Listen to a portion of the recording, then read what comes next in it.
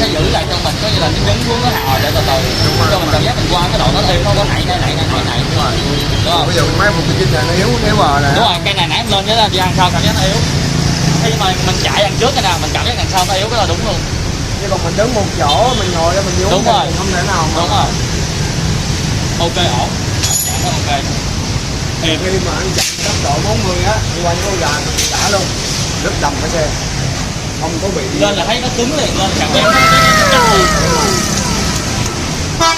mình đứng là chỗ mình Chứ không nhiều khi là do mình chưa có quen, là do là bữa giờ mình chạy xe này mấy năm rồi, từ 9 tới giờ, cho nên là xe mới vừa gắn á, em cảm giác là nó như là mình chưa có quen. dạ. Nhưng mà khi mà mình qua thì thấy nó vẫn êm, Okay. cứng.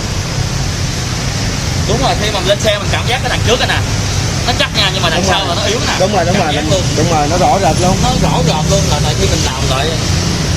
Đúng rồi, hôm nào lên làm cái phục 2 phần sau luôn. đúng rồi, hôm nào 2 phần sau luôn. Dạ rồi. Tại vì trải nghiệm cái này trước. Dạ. Cái nồi cũng ok anh, cảm giác kéo nó mượt nha. Đúng rồi. Mượt. Dạ. Cảm giác kéo cái nồi nó mượt hơn là cái nồi cũ em chạy.